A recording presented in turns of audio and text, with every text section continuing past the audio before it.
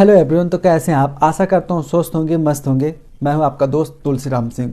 आप देख रहे हैं मेरा यूट्यूब चैनल, जिसमें लीगल टॉपिक वीडियो आपको मिलती रहेंगी देखने को। देखिए, आज जो अपना बात है, मैं बात कर रहा हूँ सुप्रीम कोर्ट में एक याचिका डाली गई थी, जिसमें साफ साफ कहा गया था कि देखिए ऐसा है, जो चार्जशीट हो है, ठीक है, उसको 24 घंटे के अंदर पोर्टल पे डालना चाहिए।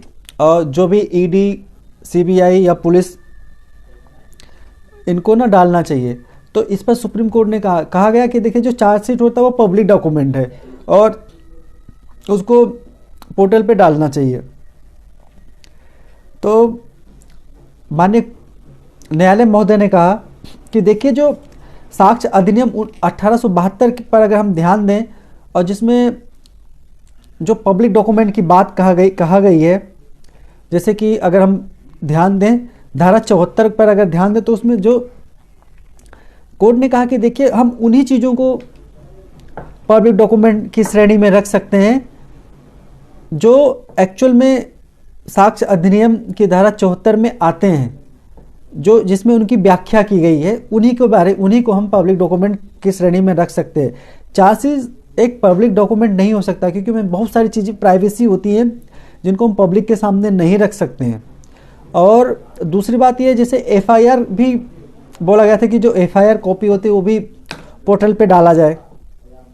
तो इससे भी क्या होगा, जैसे उसमें खास तौर पे ये कहा गया था कि देखिए, जो कुछ संगीन मैटर होते हैं उनको छोड़कर, जो बहुत ज़्यादा कॉन्जिबल ऑफेंस होते हैं उनको छोड़कर, जैसे बलात्कार हो गया और चीज़ें होती हैं, बाकी सारे चार्जशीट को और जो पुलिस का एफआईआर होता है वो पोर्टल पे डालना चाहिए।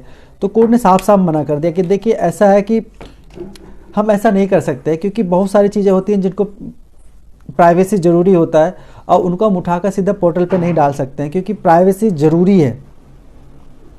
और हम वो 24 घंटे क्या 72 घंटे में भी ऐसा नहीं कर सकते हैं। तो इससे ये पता चलता है कि देखिए, और एक चीज़ और बताना चाहूँगा, तो ये चीज़ तो आप समझ गए होंगे। दूसरी बात आप लोगों के दिमाग में आ रहा है कि चार्जशीट है क्या।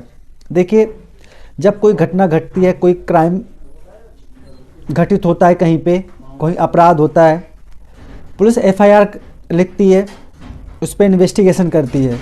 इन्वेस्टिगेशन करने के बाद में अब वो कोई भी हो सकती है, पुलिस हो सकती है, सीबीआई हो सकती है, ईडी हो सकती है, या अदर क्या कहते हैं, अन्वेषण एजेंसीज हो सकती हैं। तो जब वो उस मैटर पे क्या करती है, इन्वेस्टिगेशन करती है, उसके बाद में तो जो वो जब वो जो एग्जॉर्ब करती है इन्वेस्टिगेशन के दौरान में, उसकी एक रिपोर्ट तैयार करती है। उस रिपोर्ट को ही चार्जशीट कहते हैं। उसके अलग अलग टाइम होते हैं। मैं खासतौर पर अगर पुलिस की बात करूं, तो देखिए, चार्जशीट फाइल करने का 60 से 90 दिन का समय होता है।